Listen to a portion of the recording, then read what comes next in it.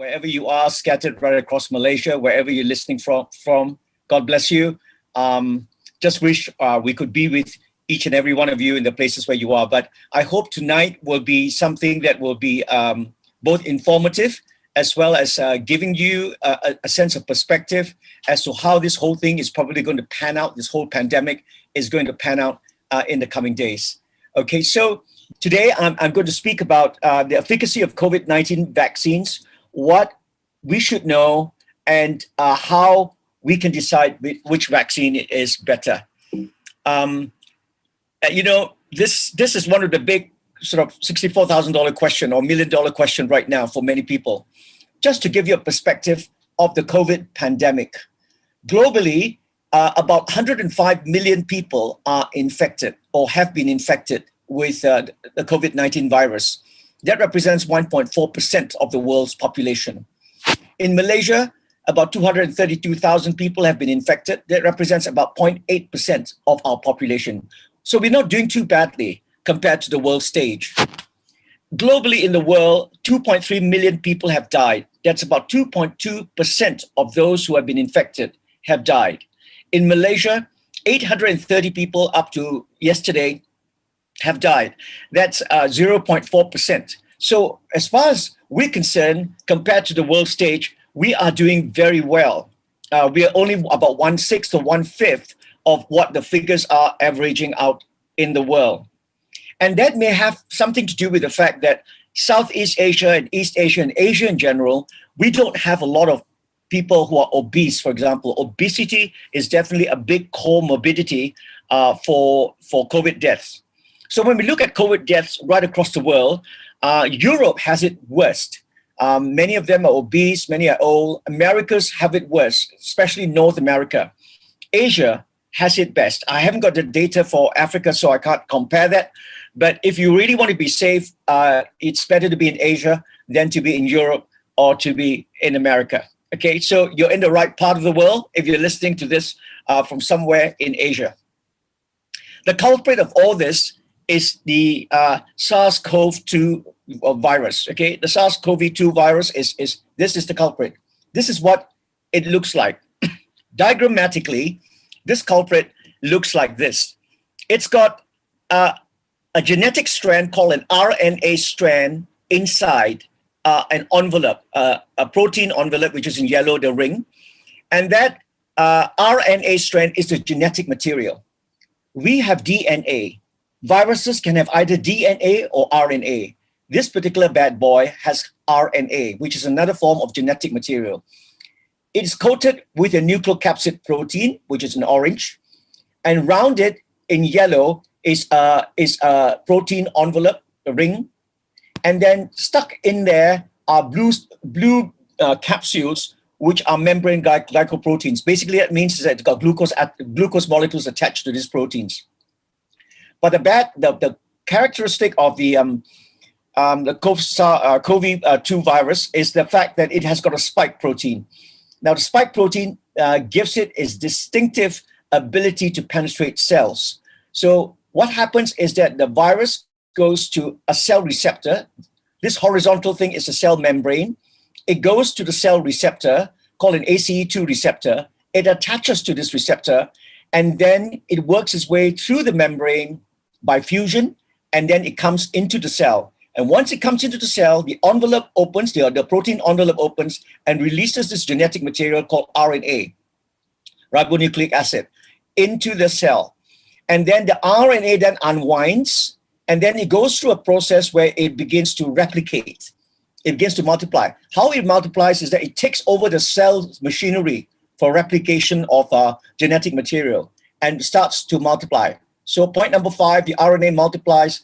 Then it takes over the cell's factory to use it to make proteins, okay? And then with the multiplied genetic material, which is the blue strand, and new protein, which is now the orange envelope, it inserts itself into that protein capsule, and then it becomes a full-blown virus, and then it exudes itself.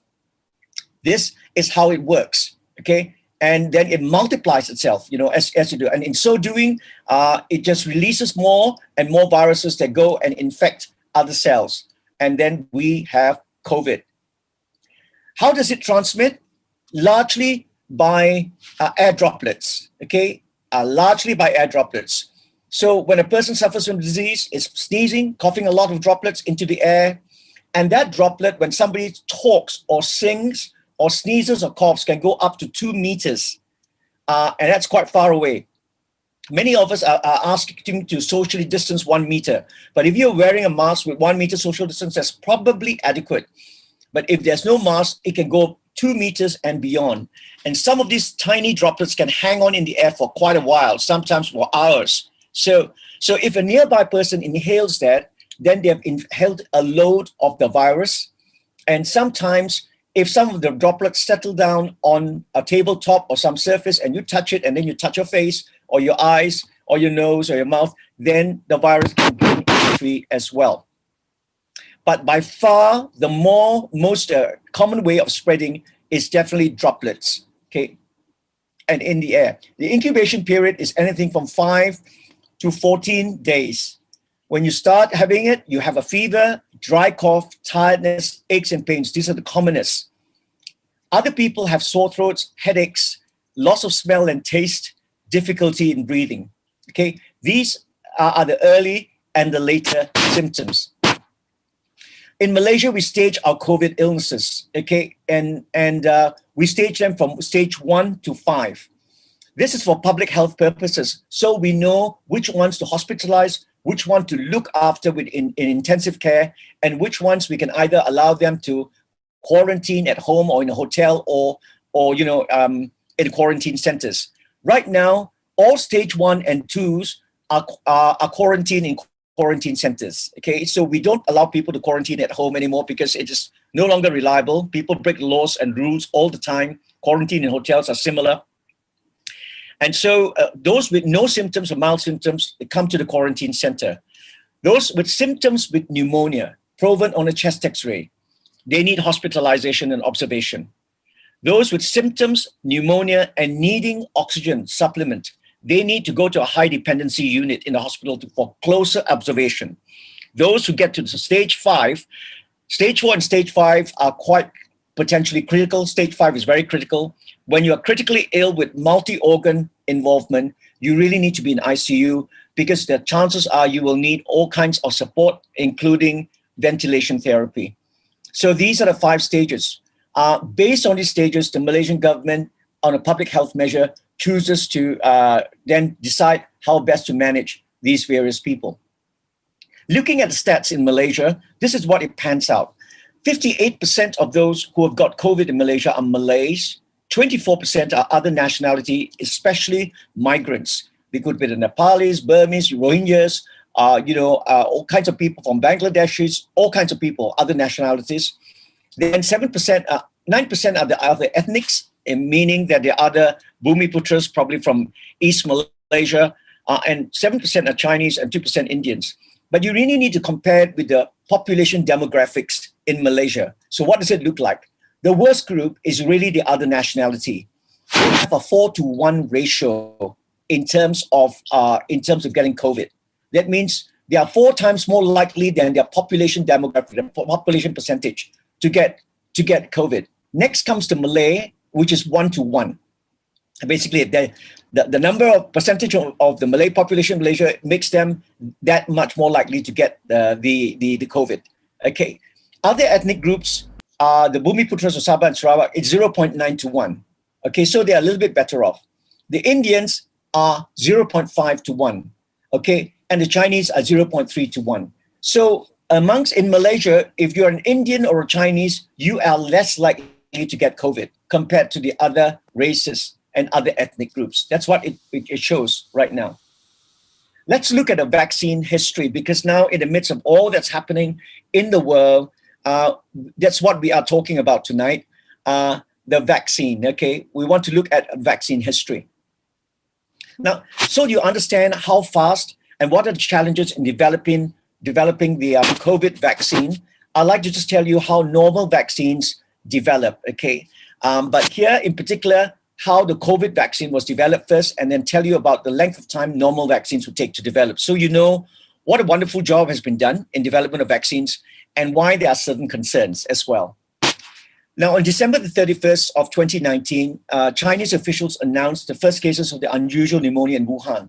Actually, those pneumonias have been breaking out as early as even late October.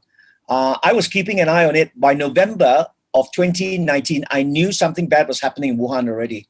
I told all my patients not to go to Wuhan, not to go to China anymore, as early as November 2019. I knew something bad was happening there. But the Chinese kind of kept it under wraps and tried to control it themselves until they couldn't anymore. It was just bursting out at the seams. And the whole world was asking big questions. So on December the 31st, China announced this unusual pneumonia in Wuhan. Although it had been going on for at least probably 2 months before.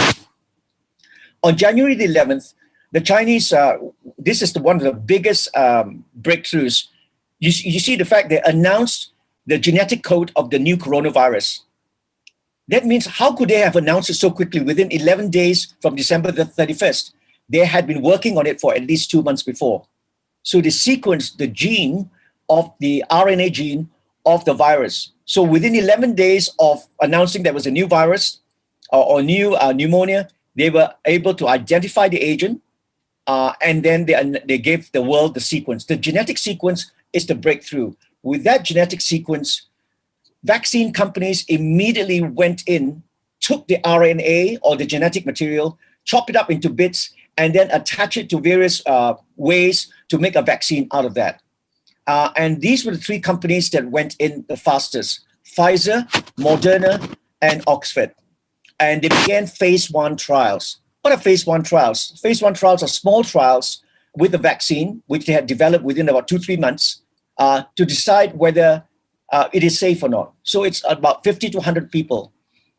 And then they found it was safe. And by July, August, they began phase 2 trials. Phase 2 trials is where they brought in 500 to a few thousand people. And they tested this question: is it not just safe, but is it effective? And also, is it safe at the same time? And when they find out that within that group of people, it is relatively safe and it shows potential of being effective, they did then phase 3 trials. Phase 3 trials are where they recruit large number of people, 20 to 40,000 people. And they ask this question: if it is effective, how effective is it? And how safe is it? Now they have the data with large numbers of people on the phase 3 trials. And they were able to do these trials very, very quickly. And by late December, Pfizer reported on the vaccine trials results. And that's incredible. By late December, November, they reported. The Oxford group reported at the end of December, and Moderna reported it in mid-January. You can see how fast it was. I mean, these three companies, they were the front runners. And when we look at vaccine history for the coronavirus vaccine, the COVID virus, it just took 9 months to get the vaccine out to the people. That's unheard of and unprecedented. There's never been a history in medical science that's ever taken such a short time for a vaccine to develop. January 11th, the sequence of the RNA of the SARS-CoV-2 virus was released. And then by March and April, phase 1 trial started. You see, normally before that, when a virus sequence is released, there's academic research. People research it for 2, 3, 4 years before they start thinking about doing a vaccine. Nobody did the academic research. They got the genetic material and immediately they started developing a vaccine and doing a phase 1 trial. The technology for developing the vaccine was already there from these companies beforehand. So they just took the genetic material, adapted it to the technology, and then started phase 1 trials. And we know before phase 1 trials were completed, they did phase 2. Before phase 2 trials were completed, they did phase 3. Normally, you have to wait phase 1, wait a while, examine the results, then do phase 2, then wait a while, look at the results, and do phase 3. This one, phase 1 was halfway, they went phase 2. Phase 2 was halfway, they did phase 3. So they combined the phases. And so all these things they did very, very quickly. And then while they were doing phase 2 or 3, they knew that the vaccine was probably quite going to be effective, and they're not quite sure how safe, but they know that it's probably going to be effective, probably quite safe. They started investing in companies, in factories. They built factories for phase 3 supply. Why? Because in phase 3, they needed 20, 40,000 people for the trials. So where are you going to get a vaccine? They built the factories even before they knew the vaccine was safe. And government gave them money for this. You know, the US government gave lots of money to Pfizer and lots of money to Moderna. They started producing the vaccine very quickly, expanding the capacity so that they could do their trials. And so by the time the trials, phase 3 was finished, the factories were already had the capacity to churn out large amounts of vaccine. And so within a short space of time, approval was given and it was distributed. So just to let you know how clinical trial processes take place, okay? Phase 1, less than 100 people. Question, is it safe? Phase 2, 100 to 500 people. Is it effective and safe? Phase 3, 10 to 100,000 people. How effective and safe it is. All these things, it will take an average of 7 years normally. Anything from 5 to 15 years, but the average for a vaccine to come out, 7 years. 7 years, okay? Now we are into phase 4 because the vaccine has already been released. After it's been released, phase 4, we look at what the side effects, the safety, and how effective it is in the general population. This is phase 4. We are doing phase 4 now, right now.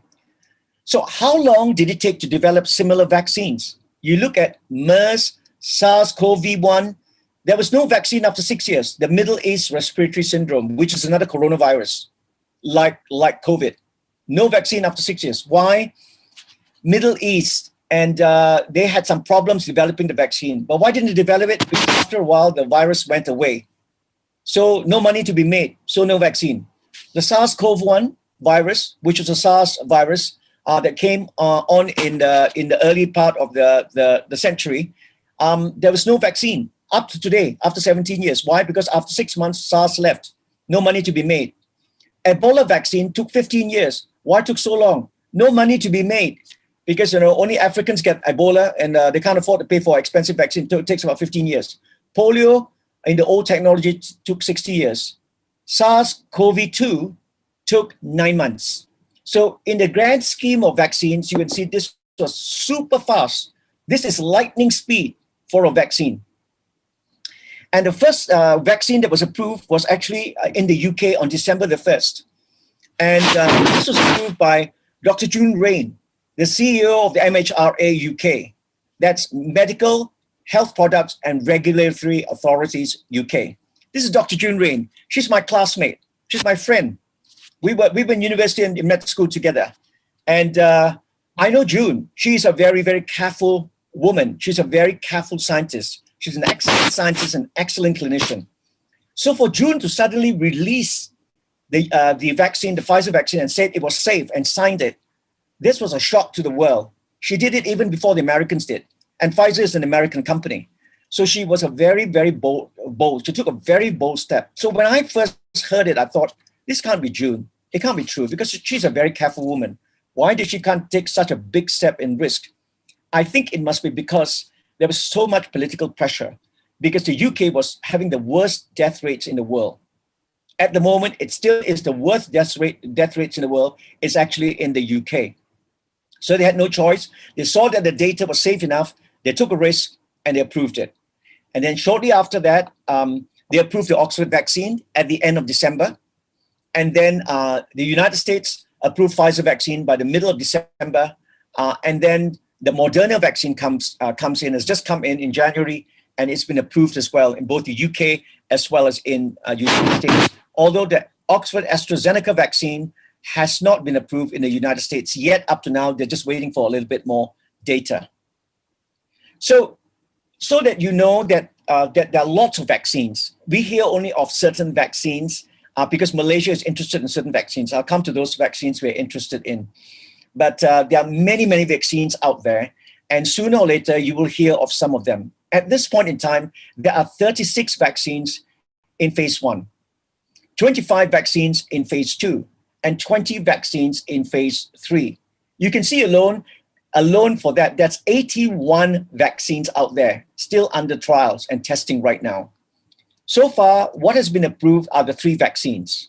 That's by the European authorities, the Canadian and American authorities, and largely accepted by the world as kosher or halal or really accepted, because the science behind it is good.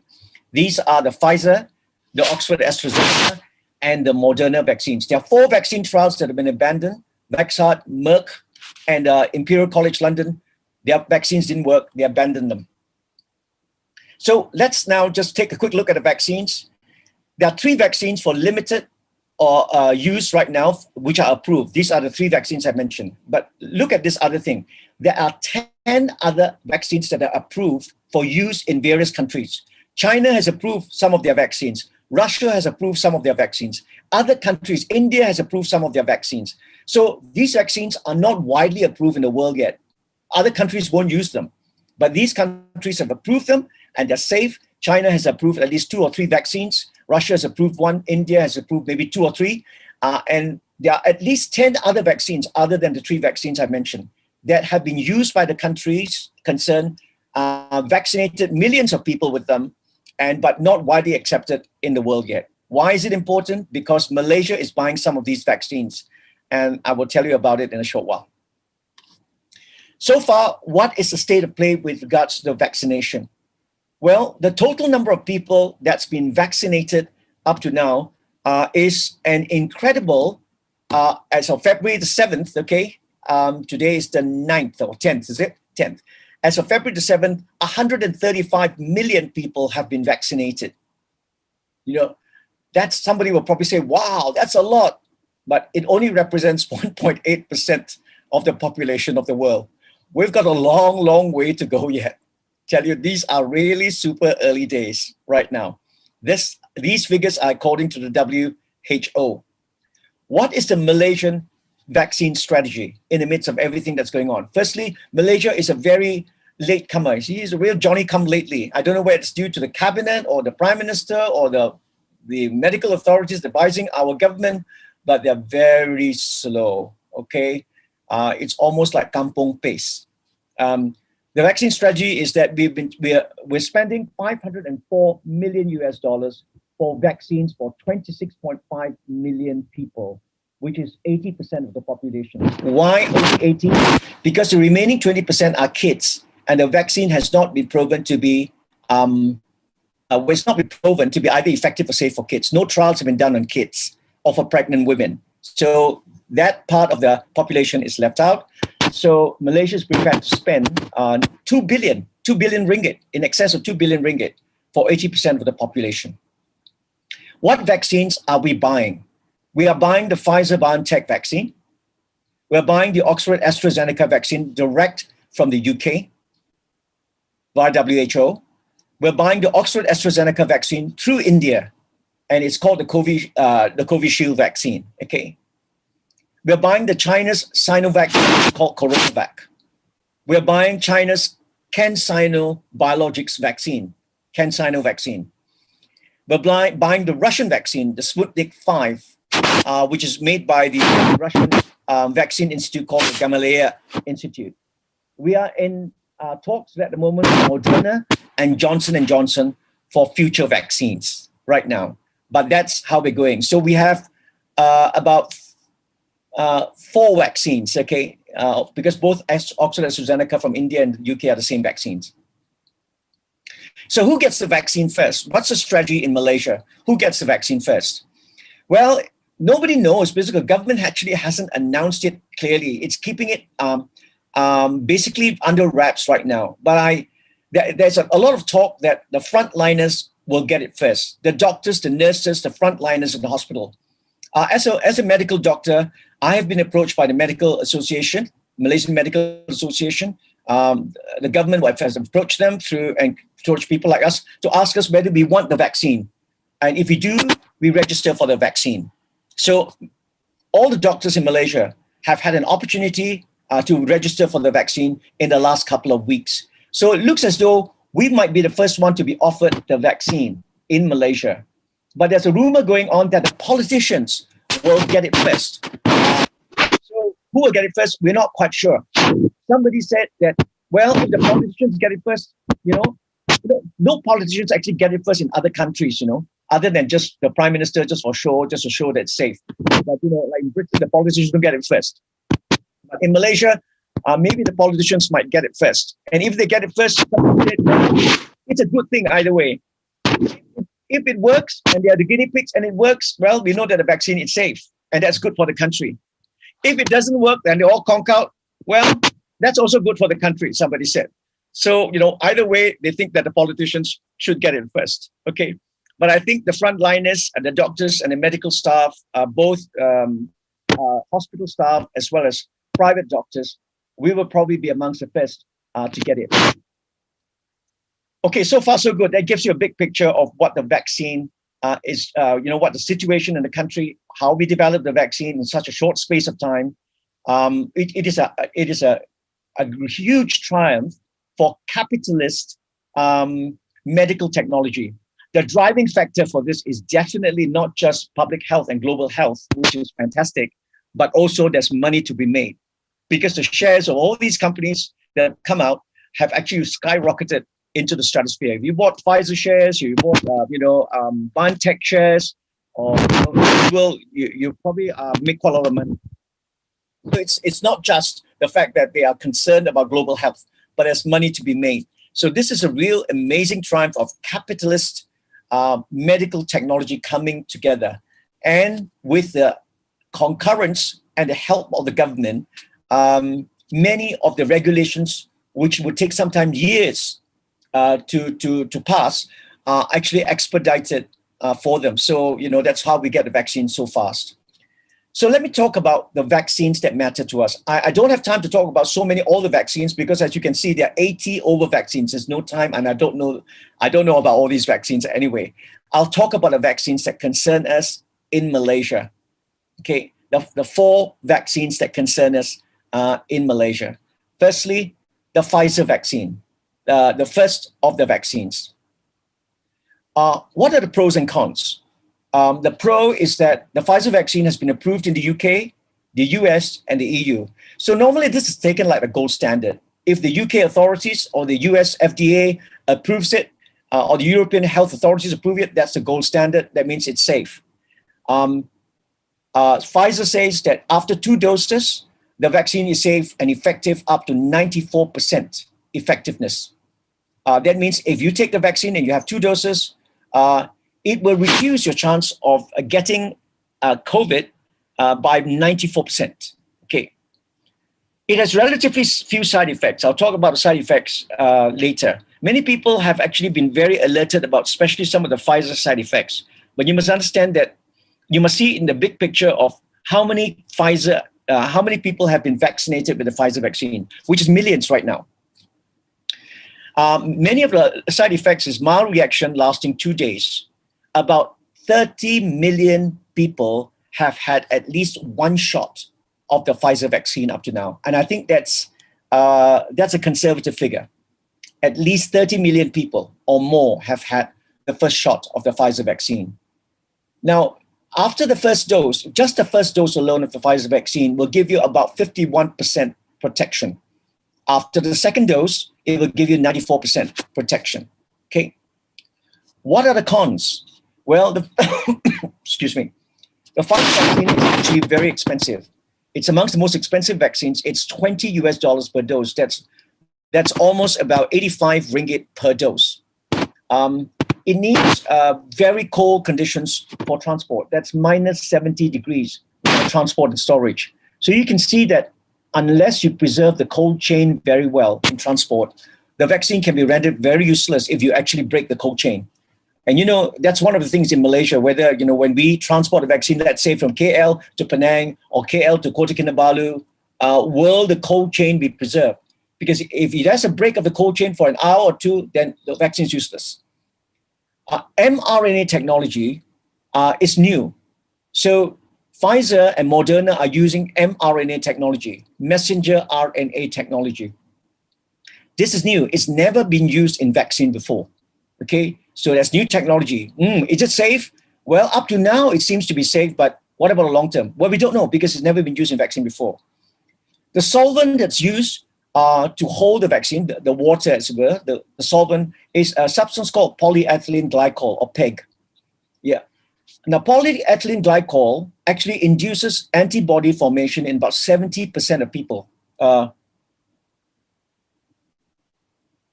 Sorry, what's that? Crackling sound. Okay. You're touching. About 70%, never before. So it uses polyethylene glycol and it's an allergic fatal anaphylaxis. Okay, this can give rise to allergies, and the allergies can be fatal. So that's why some of the reactions have taken place. Longer-term side effects, more than 9 months, are unknown with mRNA technology. There are already a few suspicious deaths and some severe reactions for the Pfizer vaccine. What about the pros and cons of the Oxford-AstraZeneca vaccine? So that was Pfizer. What about the pros and cons of the Oxford-AstraZeneca vaccine? Well, the pros is that it's been approved by the UK and EU, not yet by the US. It is less effective than the Pfizer vaccine. It's 70% effective after 2 doses. It's very strange, the Oxford vaccine. If you give the second dose, if you give the first dose as a half dose, you get 90% effectiveness. If you give the first dose as a full dose and the second dose as a full dose, you only get 60% effectiveness. If you start with half dose and then followed by full dose, you get 90% effectiveness. But you average it out, it's about 70% effective. The good thing about this vaccine is that it can be transported and stored at 2 to 8 degrees centigrade, which is a normal kind of vaccine storage. You can put it in your fridge. It is established technology. It's using a chimpanzee adenovirus vector. In other words, it's using a chimpanzee virus to take the COVID genetic material into the cells. So it's using that virus from a chimpanzee. Don't worry, if you take the Oxford vaccine, you won't turn into a monkey, okay? I guess some of you may have been worried about that.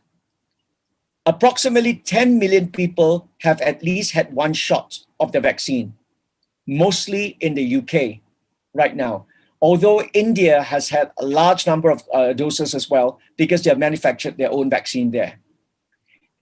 It gives 76% protection after the first dose, 21 days after the first dose, which is very good, which is even better than the Pfizer ones in terms of first dose protection. But after 2 doses, it just drops down to, it just goes up to 90% at maximum. It is inexpensive. It's only $4 per dose. Why is it so inexpensive? The reason why it's relatively inexpensive is because when Oxford developed that technology, they wanted to give the vaccine to the whole world. They were very, very noble. They don't want to give it to an American company or some company that can make money. They wanted to give the vaccine to the whole world. And so they eventually teamed up with this company called AstraZeneca, which is a British European company. And AstraZeneca agreed that they would sell the vaccine, develop the vaccine, and sell it at cost for 1 billion doses. Listen to this, 1,000 million doses. They would develop it and sell it at cost before they develop, before they start hiking the price. So that was a very noble thing that Oxford did. It was very good. That's what they did. But we just wish that the vaccine would have been a little bit more effective than the Pfizer vaccine. These are the cons. These are the things that are not that great about the Oxford vaccine. Firstly, it's less effective versus the Pfizer and Moderna vaccine. Secondly, there is not enough of data on protection for the elderly. See, the trials that they did was on people up to 65 years old mostly. So those above 65, you don't have enough data from the Oxford vaccine. And now, just 2 days ago, we found out that it may not protect against a South African mutant strain of the vaccine, which is now invading the world. Okay, it is now rampant in South Africa. It's made an appearance in the UK and even in Australia, and it's made an appearance in Malaysia. Guess where? Sabah. And now, almost certainly, if it's made an appearance in Sabah, it is already in West Malaysia, a South African mutant strain. So, so just to let you know that this is a strain that we need to think about in the coming days. I'll say a little bit more about it. The third vaccine that Malaysia is considering is China's Sinovac vaccine. The pros and cons. The pros are China has approved it. It has millions and millions of doses have been used in Indonesia. Jokowi used the Sinovac vaccine. Okay, President Jokowi. United Arab Emirates, Brazil, all these other countries have used the vaccine. It is found to be about 50 to 91% effective after 2 doses. Why the wide range of effectiveness? It is because because of the data collection and the way the trials were done, somehow there was a discrepancy in the way the Brazilians did it when the trials were done in Brazil, and the way it was done and the data was collected when it was done in the Middle East. So right now, that's the best data we've got. It is somewhere between 50 to 91% effective. Good thing about it is that it can be transported and stored at 2 to 8 degrees, can be stored in your fridge. So the cold chain is not as sensitive as the Pfizer cold chain. What is the technology? It's inactivated virus particles. Inactivated virus particles are safe, established technology. Many of you have received your childhood vaccination, all that. Many of those vaccinations are with inactivated virus particles. This is very safe technology. These inactivated virus particles are dead virus particles. So there's very safe technology here. There's no question about the safety about it. Approximately 300 million doses have been sold, mostly to the developing world. That's the pros. It's relatively inexpensive. Like most things that come from China, it's US $5 a dose. What are the downsides? The downsides are open scientific data is lacking in peer-reviewed journals, in publications. It's a highly variable results in different countries. So we don't know what that means.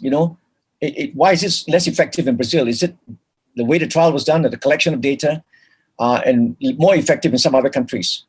So some phase 3 trials are still going on right now. So it's not, they got data, but not enough data. That's the Sinovac vaccine. China has produced another vaccine called the CanSino vaccine. I don't know why the Malaysian government is interested in buying this, because this vaccine is not even in the phase 3 trial result stage. I don't know why. It's called the CanSino vaccine because China and Canada were meant to develop this vaccine together until China arrested, this Huawei kind of a technology, and they had a fallout with trade and all kinds of things. And then the whole of this development of these vaccines really slowed down rapidly. So to all intents and purposes, it's called a CanSino, which is a Canadian Sino vaccine, but it's China that's developing it on its own now. Canada is not involved, really. The upside of it is that it's established technology. It uses an adenovirus vector, like the Oxford vaccine, which uses a chimpanzee adenovirus vector. It can be transported and stored at fridge temperature again. The good thing about this is just one shot. And that's what they're hoping to get, just one shot. And therefore, a one-shot thing will make it so much more effective in immunization. But we still lack the data, okay? Right now, the vaccine has been used in Chinese armed forces. The military have had, I think, a couple of million doses. They had no choice. The Chinese government just used them as guinea pigs to find out how safe they were, how effective. So far, so good. Phase 3 trials are going on in several countries. Now, you can tell you the Malaysian government is interested in this vaccine. I don't know why. A vaccine that's only been used in Chinese armed forces is not good news for us, okay? But so I just want to say, we wait and see what this actually means for us. There are no results on effectiveness thus far.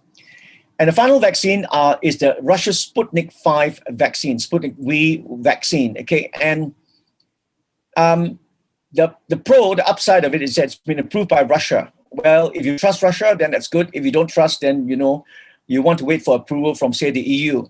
They're waiting for approval in EU. But many third world countries, which cannot afford the Moderna or the Pfizer vaccines, are going to Russia. For example, the European Union is, why they're applying for EU approval? Because the European Union is very far behind in its vaccine. It couldn't get its whole, because Americans have got hold of Pfizer and Moderna. Britain has got hold of its AstraZeneca Oxford vaccine.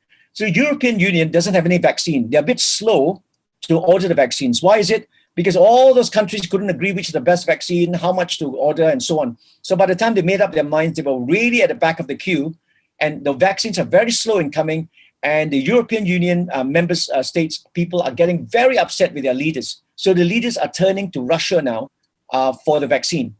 For the vaccine to be used, it needs EU approval. And so for the Russians, it's a winner. If the EU approves it and use it, then it means that they are kosher. Again, it uses established technology, adenovirus can be used in fridge. It's 92% effective. That's what the Russians say. They have published it in peer-reviewed journals. It's 92% effective. Phase 3 data has just been published and is being studied.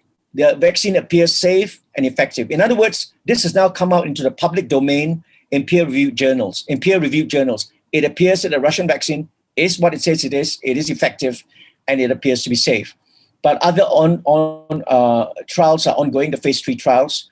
It's moderate in terms of its pricing, about $10 per dose. But there's one unanswered question for all COVID vaccines.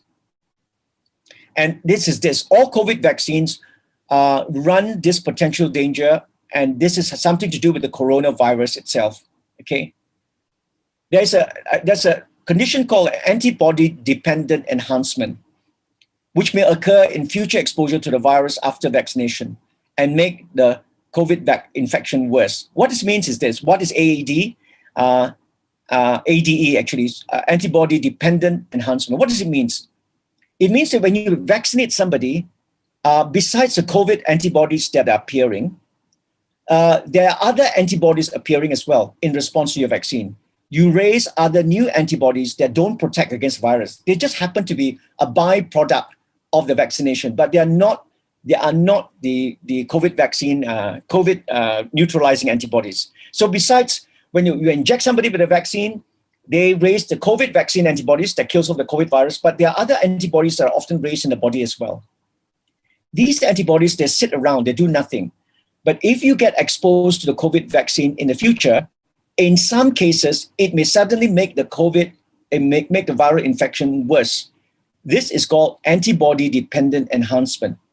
It is seen in certain conditions called in dengue, SARS-CoV-1, the original SARS, and MERS, which is another coronavirus, Middle East Respiratory Syndrome. They're seen in them. So the question is, will it be seen in the COVID vaccine?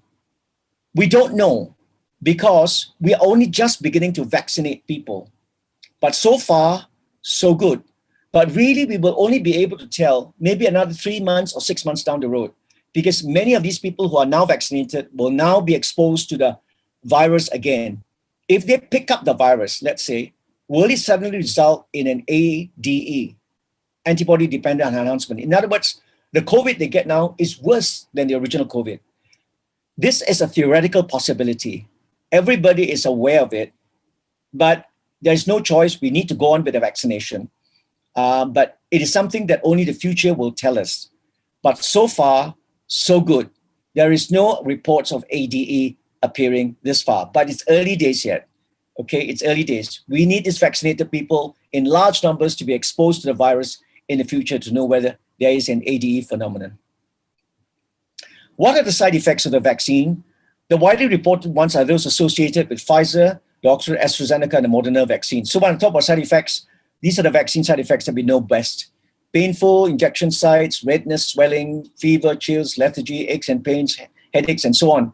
These are the common reactions. You get a vaccination, you suddenly feel tired, you feel no pain and injection site, a bit of redness, you get a bit of chills and fevers, you get headaches, you get some nausea or vomiting, that sort of thing. What are the rare reactions from this particular vaccine, from the vaccines, especially Pfizer's? You can get anaphylaxis, which is an allergic shock, which is life-threatening. How often that it happens? It happens in 11 in 1 million people, which is 0.0011%. It happens. And these potentially can kill if you do not have emergency standby within minutes. That's why after people are vaccinated these days, for example, the Singapore government insists that every person who's vaccinated must hang around the clinic or the hospital for in the room for at least the next half hour before they can go, because the allergic anaphylactic reactions take place within the first 5 minutes. There have been reports of Bell's palsy, which is a facial palsy, or myelitis of the spinal cord with paralysis. This has happened, okay? But these can happen with some of the vaccines, other vaccines as well.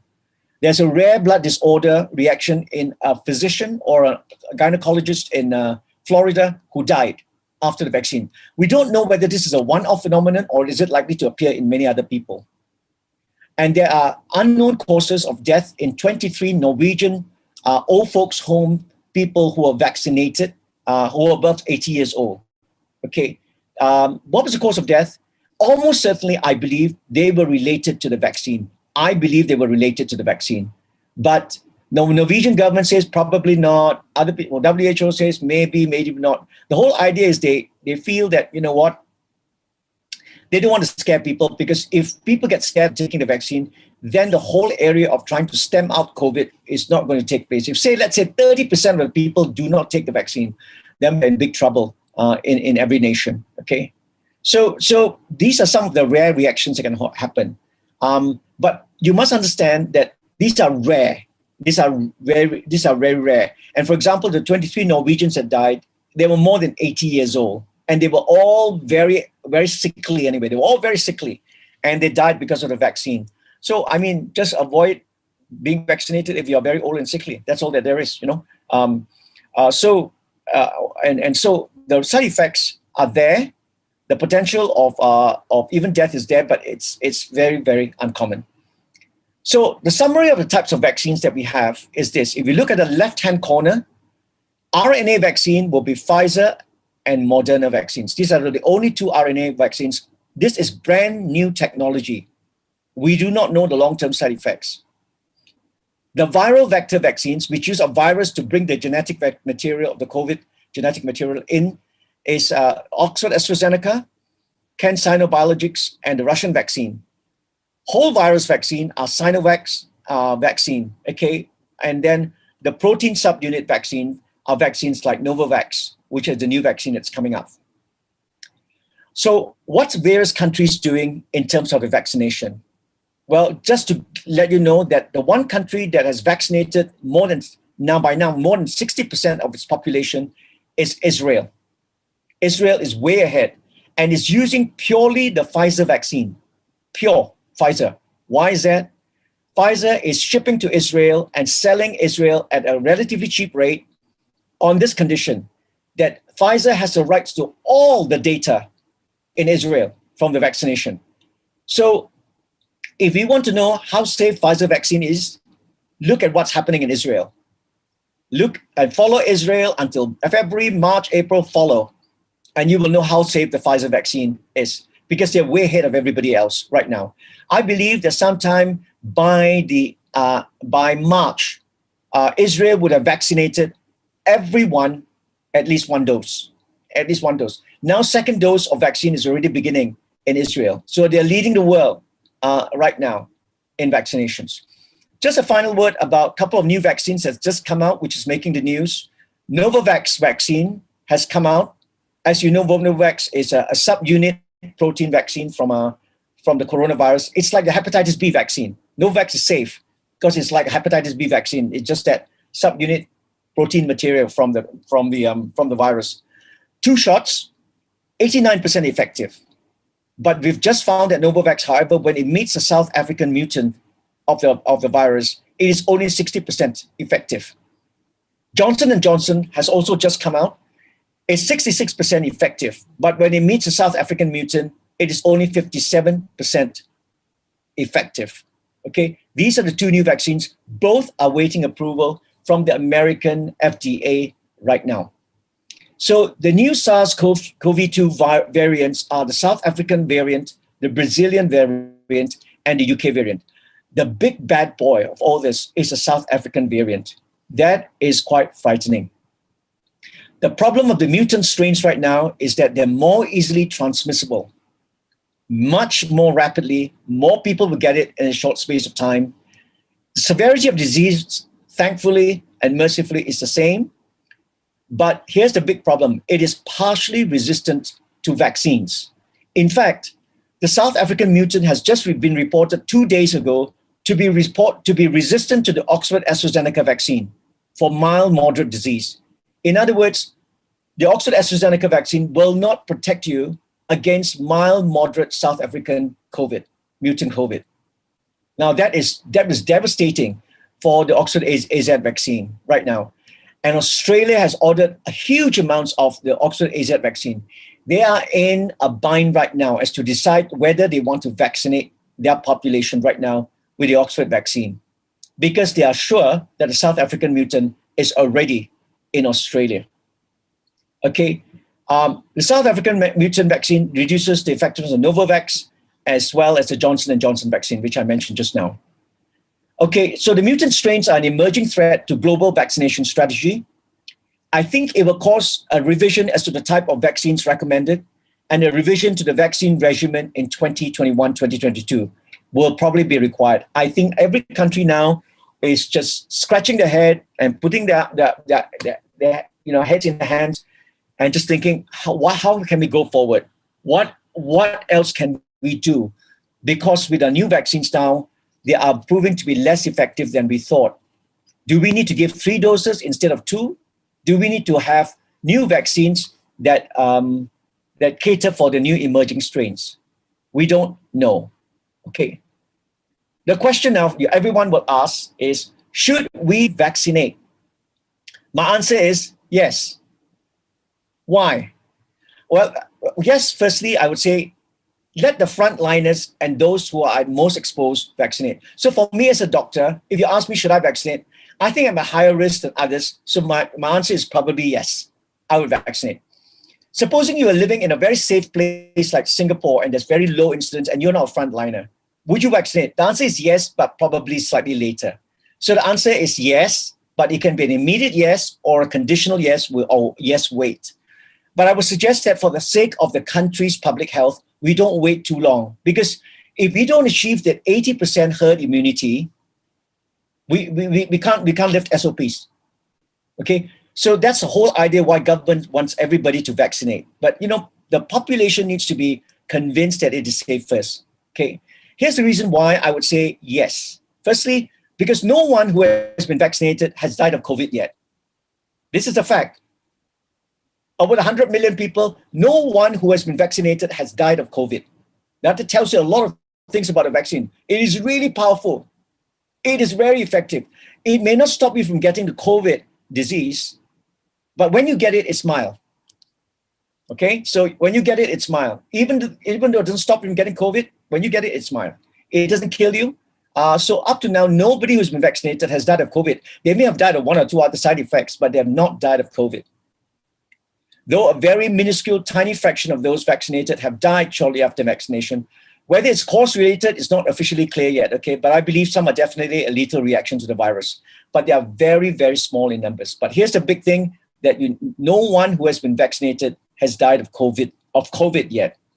Now that is a very, very big statement to make, okay? So this is where I want to stop, because there are other options for staying safe with regards to other kind of protective measures we can take. But because we're talking about vaccine right now, I'll open this time for questions and answers. And if we want to talk about other things, about supplements or other things like that, but if it's relevant, then I will talk about it, okay? But right now, I'm keeping the talk primarily to vaccine. So I'll stop share at this point, and I'll hand it back to the moderator, and I'll field questions wherever they may come from.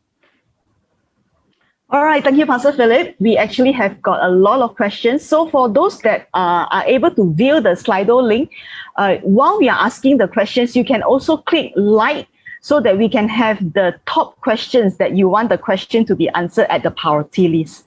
Okay, so Pastor Philip, the first question will be, will the vaccine alter our RNA? No, the vaccine will not alter your genetic material. This is kind of fake news that's been going out and making the rounds, okay? The RNA, we don't, the RNA from that's incorporated from the virus into the vaccine, the moment that RNA has been used up by the cell to generate the proteins, to work, the RNA is destroyed, okay? It is never incorporated in your genetic material. It's a fake news. It doesn't change your genetics at all. Okay, the next question. COVID-19 is 0.4, COVID-19 mortality is 0.4%. Mortality rate for other diseases like heart diseases, 15%, pneumonia, 11.8%, even car accidents, 3.7%. Why force vaccination? You know what? You're absolutely right when you talk in terms like that. I guess the thing about it is that we are fearful of the unseen. Heart disease, you can actually do something about it, and it takes a longer time, but you can do something about it. Car accidents, you can do something about it. Make sure you put on a seatbelt, observe the traffic laws and all that, you can do something. But COVID, it's unseen. So the fear factor is huge. It's very huge. And the second thing about it is that not only is the fear factor huge, but it actually, because the fear factor is there and it's unseen, it locks down the economy. It just wipes out the economy. And this is the second reason why it's very emotional and very emotive issue. And secondly, it's also a very commercial, fiscal issue, economy issue for the country.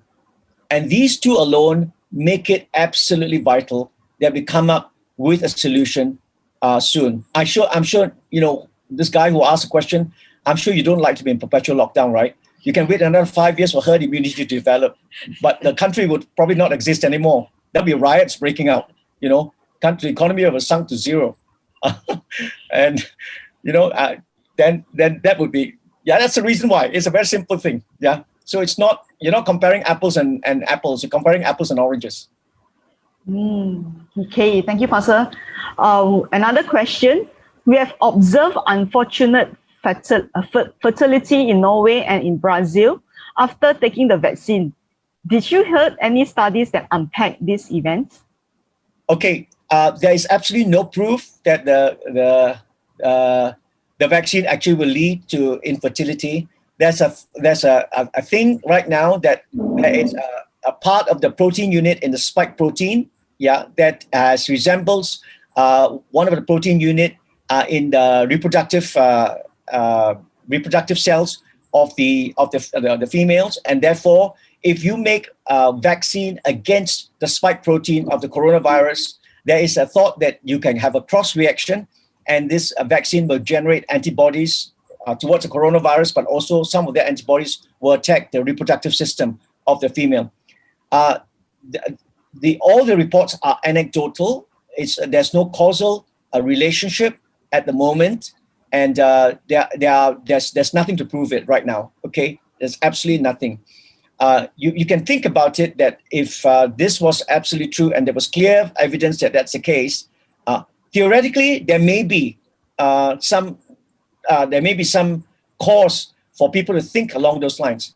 But in practice, this has not worked out. But having said that, all I want to say is that some of these longer term side effects, I honestly have to tell you, I really don't know, simply because this is a new vaccine. I don't think anybody knows about this. But I'm not sure what kind of price we're prepared to pay for vaccination. But I think when people look at the fact that their loved ones are dying, that you cannot get on with normal life, that the economy is tanking, and all these other things, and they cannot connect with people and do it, I think people are prepared to actually pay the price. And if there is a certain amount of affecting of some of these areas, then we'll see what the future holds and see whether we can work it out. I think that's the way it's going right now. And besides, we have a lot of other alternatives in terms of vaccines. So what has a theoretical possibility with one vaccine may not be a theoretical possibility with another vaccine affecting this. That's all I can give. It's not clear. Even with the Brazilian case, it's not clear. Okay. Pastor, are we given a choice by the government to choose which vaccine to take? Malaysia, So in Malaysia, choice is not something that we are well known for in this country. So I would like to think that we have, but I have no idea. I would like to think that choice will be given. But if they're going to inject the frontliners first and the first group of people, I think the earliest vaccine that will be supplied to us first will be the Pfizer vaccine, because that's the one we ordered earliest. So its chances are the first batch will probably get the Pfizer vaccines. As to the later ones, I have no idea. Okay, Pastor, if you are given a choice, which vaccine would you take? You know what? Being an Oxford man, I would have chosen the Oxford vaccine. Yeah. And I chose the Oxford vaccine simply because, not just because I want to support my alma mater, but because I like their nobility when they didn't want to make money out of this, and they partnered with a company that was prepared to manufacture 1 billion doses of vaccine and give it to the world at cost. I thought it was fantastic. I would use it. And secondly, because the technology is a proven technology, it's safe. I know it doesn't sound good because it's chimpanzee adenovirus, but it's safe. It's a proven technology. But with the South African mutant strain coming in, I'm having some second thoughts. And I only got that news 48 hours ago. Because if you think about the way vaccination is going, eventually the South African mutant strain will be the prevalent strain. Think about it right now. It will emerge as the prevalent strain unless we're able to lock down our COVID very quickly in the next 6 months across the world. If we can lock down the COVID and everybody gets vaccinated very quickly, then the pool for the South African strain to emerge will be very small, and it may not. But if we don't, I have a feeling the South African strain will be the emerging strain. That will be the bad boy, the big bully that will emerge out of this with the South African strain. I think that's something really I'm really concerned about, because it's been shown in South Africa, just the studies that came out 2 days ago, it doesn't protect against even mild or moderate COVID. It's not proven whether it protects against serious COVID, but it doesn't protect against mild or moderate COVID. So I'm thinking, okay, I'm having second thoughts right now. So, Pastor Rachel, you asked me 3 days ago, I was very sure. Now I'm thinking, okay. Okay, so will you be writing like a website? Then we can like connect and then find out, what will your choices be? Then we can send the link to others. I'm just kidding, Pastor. Okay. Come to the Skyline website. I might put something down there once in a while. Okay. Okay, Pastor, is there a higher risk that people of chronic disease like high blood, cholesterol, sugar may get a side effect compared to normal people? More side effects compared to normal people? No, it doesn't seem to be. That doesn't seem to be the problem. Okay. That doesn't seem to be. Obviously, if you have high blood pressure, diabetes, and so on, and obesity, and so on, then you are at a great chance of catching serious COVID and dying from COVID. But in terms of the vaccine, I don't think that has been looked at closely as to whether the vaccine is less effective in people who have these conditions. I don't think there's data on that right now. Okay. And I don't think there is data as to whether there are more side effects and reactions in these people. Okay, we have one medical question. Pastor Philip, Dr. Carrie Mullis, who invented the RT, the PCR test, said the test cannot be used to diagnose diseases. Why then is it being used worldwide? Okay, if you really want to be a purist, you have to use the Sanger sequencing system to actually confirm COVID. But that is a very laborious way. It's a very expensive way. And I would tell you, we would never have got to where we are right now. I think there will be some level of PCRs that either false positives. I agree with that. And sometimes the PCR might miss. And I agree with that. That's not. But really, primarily, we are talking about trials that involve tens of thousands or hundreds of thousands of people. So I think speed is the essence. Time is the essence. If we miss out those few, and I know that there may be quite a few, but is it significant enough to make a difference to the trial data that emerges from that? I don't think so. I don't think that invalidates the trial data overall. As a purist, she's absolutely right in saying that. Yeah, and I would agree with her. But I mean, it's a pandemic. We're not dealing with just a trickle of infections sporadically here and there. And therefore, speed is really the essence. So that's the thinking behind it. Okay. Is it safe for people with allergy to certain medication to receive COVID-19 vaccines? That is an unknown answer to that question. It's a very good one. And so I would say this to people: if you have a lot of allergies, every time you get a drug, every time you have seafood, every time you take a tablet of something, new tablet from doctor, new antibody, you get all these allergies. Then I would say to you, just hold on for a while, see if there's any safer vaccine coming on. And if there is none, and you need to take the vaccine, and you choose to take the vaccine, then make sure this is made known to the doctors, and that you stay after the vaccination. Make sure the doctor has all these facilities. Better to take it in the hospital. Some clinics they don't have facilities really for immediate resuscitation and emergencies. So taking a vaccine in a place where there are good facilities, like an emergency room of hospital or something like that, and doctors are there, all the drugs are necessary, just in case you have a bad reaction to the vaccine, and some of which can be life-threatening. In Singapore at the moment, what they're advocating is that all those with allergies, they tell them to wait. Singapore government is very smart because they don't want bad publicity. Because if you get bad publicity, everybody will stay away. Because about 39% of Singaporeans do not want the vaccine immediately right now. So they got work to do. So they do not want any adverse reaction. So in Singapore, if you've got any allergic reactions or you're prone to allergies, then just stay away for the time being, is what they do. But eventually, if you do take it, make sure it's in a hospital or with a good facility and a good setup. Okay. All right, Pastor, is it safe for cancer patients who are on long-term targeted chemotherapy to have this vaccine administered?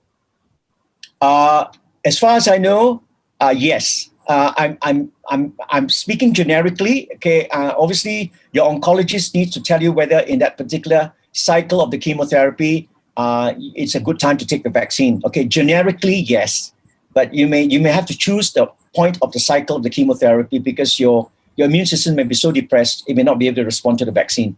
So you have to choose it. So take advice from an oncologist, but generically, yes. And there may be one or two types of cancers where you have to be a lot more careful. Okay. Pastor, what about the categories of pregnant women, or those mothers that are breastfeeding? They just want to hear from you. Yeah. That's a hot potato. Nobody wants to touch it. It's so emotional. Nobody wants to touch it. No government wants to touch it. No health regulator wants to touch it. No doctor wants to touch it right now. So the present advice is, okay, if you're pregnant, don't get vaccinated. So, okay, does that mean pregnant people are more exposed and more vulnerable? Answer, unfortunately, is probably yes, but we don't know for sure, but probably yes. So is that fair? Probably not.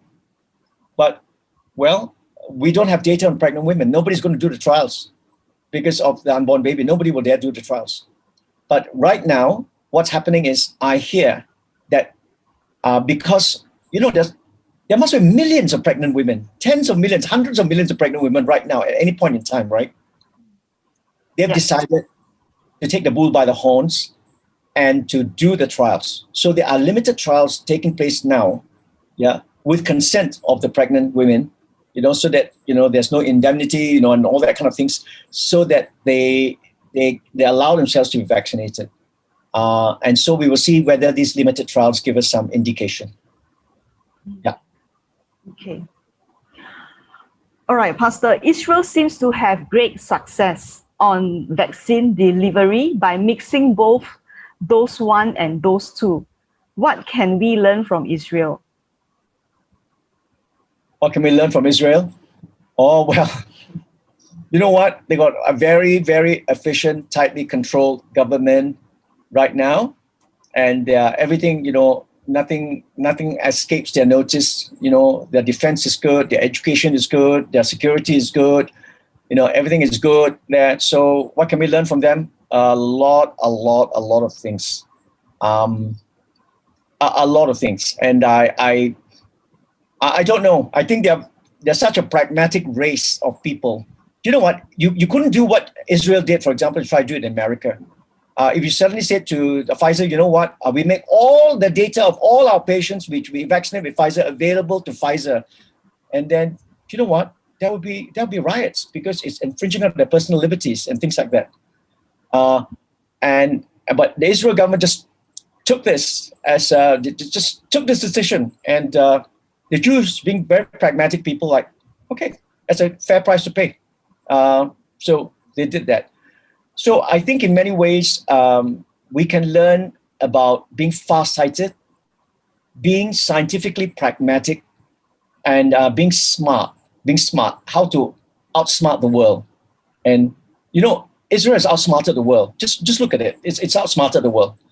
It ordered its vaccines quite late, but it gave Pfizer a deal that Pfizer couldn't turn down.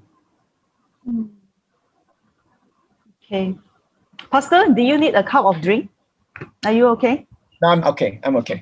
All right.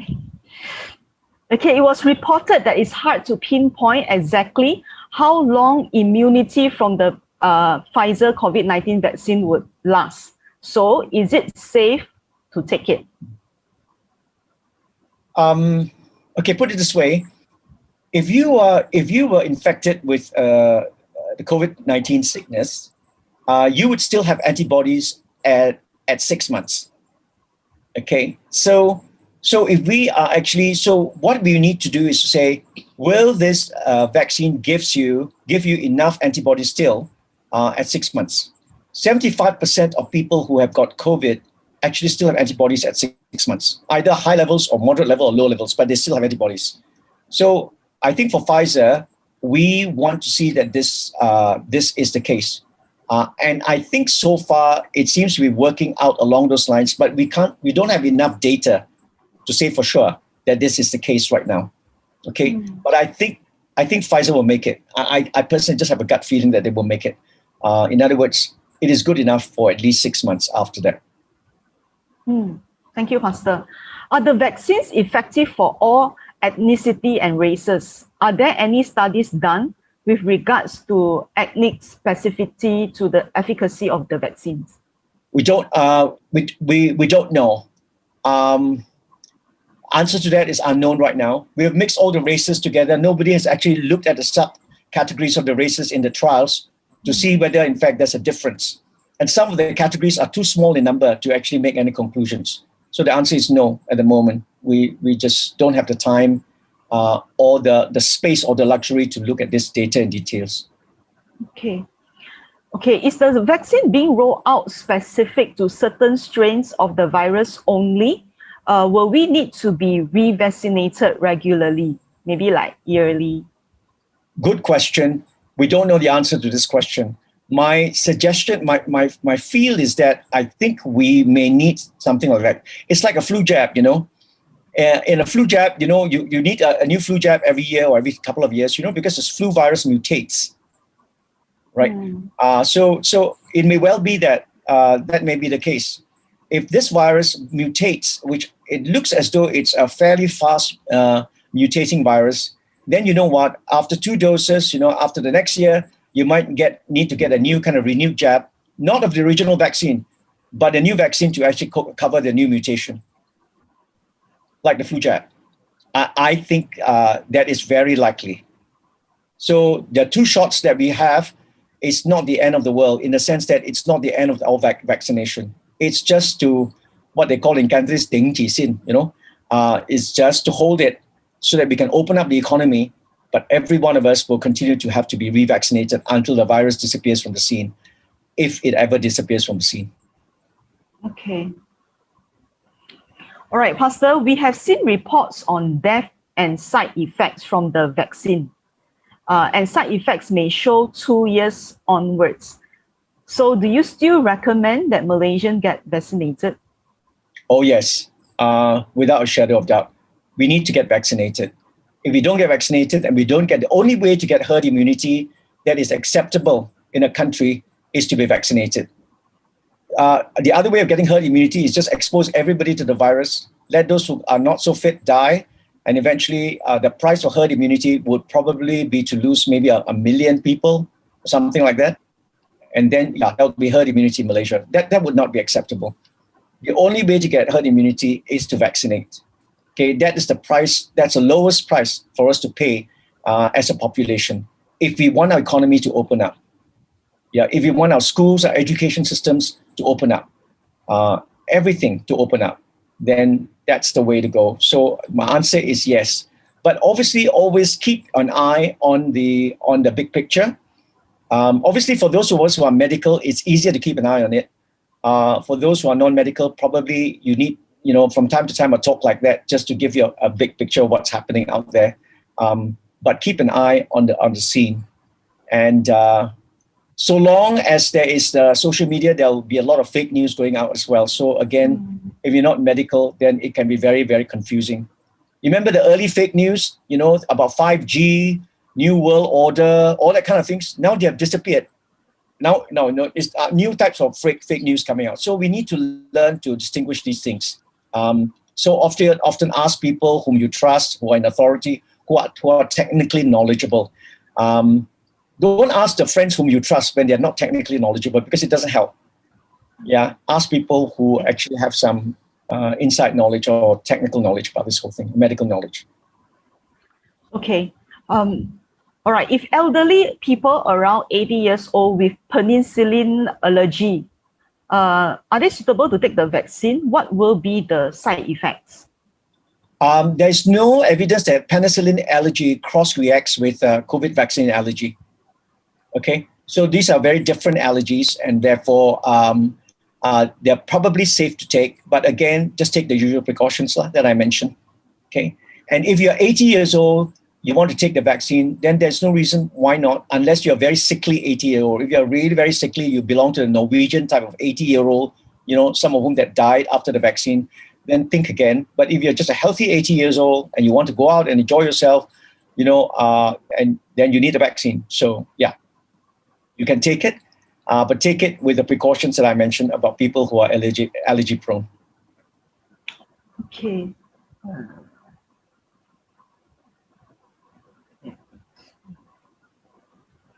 Okay, Pastor, if there is, can we not wait for the program that is given to us by the government and then we go and opt for a commercial vaccination? You see, I also don't know how this is going to work out, but I think that the private sector will have a part to play in this.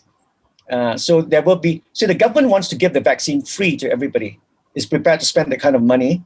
And so you may say, you know what, I don't want a free Russian vaccine. I want to go and get my own, my own brand of vaccine. So we can actually go and do that right now. Okay.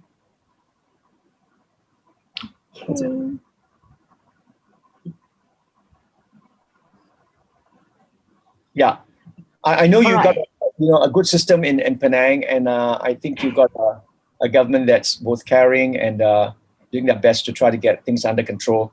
So yeah, I'm sure you can go out and eat your char kway teow again very soon. Okay. Pastor, can we take different brands of vaccine? Let's say the first jab is from brand A and second jab is from brand B. Is it safe? Well, I'm afraid not. Getting vaccines is not like shopping for handbags. You can't sort of buy Gucci here and the next one is a Versace handbag. You can't do that because we don't know whether no trials have been done that you can cross the vaccines. So the answer right now is that probably not. Yeah, I'm not. I don't think it's lethal or anything like that, but probably not, because we don't know how effective this is. So not recommended. Okay, but I would tell you there will be people who will do that. It's a free world, so people will do that. Okay, interesting. All right, Pastor, if the COVID-19 virus has been isolated, what is its RNA sequence? Oh, I don't know the detail, but it's available in the public domain if you want to watch. You just Google it and then go into the public domain. And if you're interested, you can have all the nucleotide sequence of the RNA. Okay, it's no secret. Anybody can get it. Anybody can look at it. Okay, but I'm sorry I can't tell you the sequence, because it's probably got thousands and thousands of nucleotides. All right.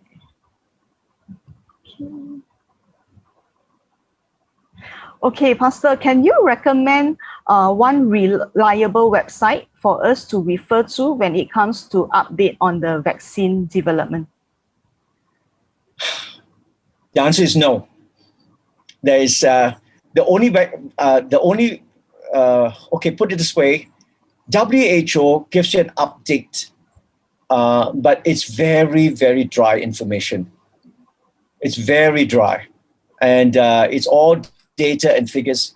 They give you standard replies to things that you already probably know, but they don't give you what we call cutting edge opinions about how things are panning out. For this, you have to actually listen to some of the experts who will talk about this. And so, if you're on YouTube and all that kind of things, choose the agencies carefully. Whether it's the MHRA from the UK or whether it's the FDA in the United States or the European Health Regulatory Agencies or Singapore government or some government or regulatory health agency you trust, and then let the experts then talk. That will give you some idea. But other than that, if you say Google and try to navigate it yourself, it's a tall order if you don't know medical jargon. It's a tall order. Okay. All right, Pastor, maybe the last question for tonight is this. Wouldn't the virus just keep mutating as its survival of the fittest strain and is going to stay for a while? Shouldn't they treat it like a normal flu?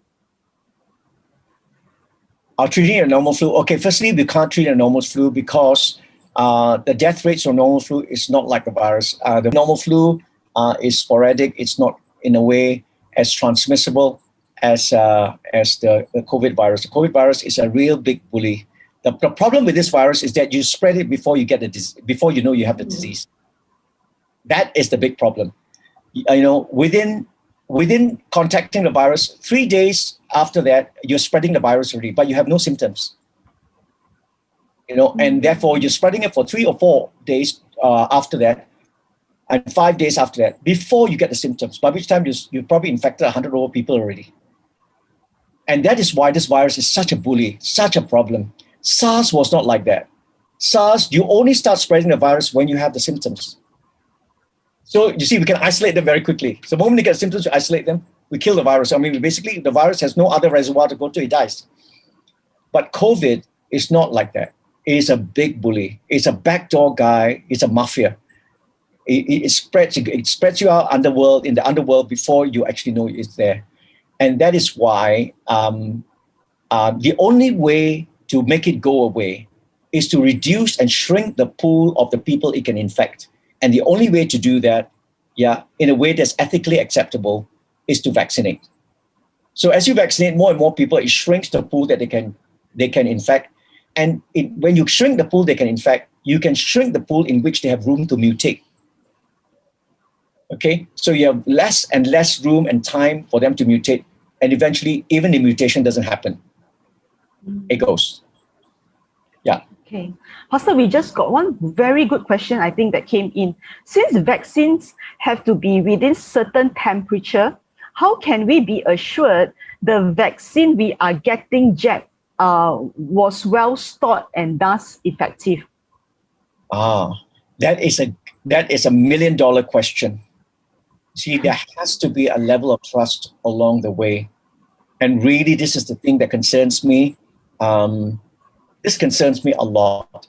Now, normal vaccines, for example, the vaccines I give to my patients and all the other doctors give to their patients, we trust the transport chain simply because 2 to 8 degrees, which is the normal temperature of vaccines, is common to hundreds of vaccines. It's not a problem. Whether it's your hepatitis B, hepatitis A, your polio vaccine, all these kind of vaccines are running at fridge temperature. So we have been doing this for decades. So the system is very well established. It's not a problem.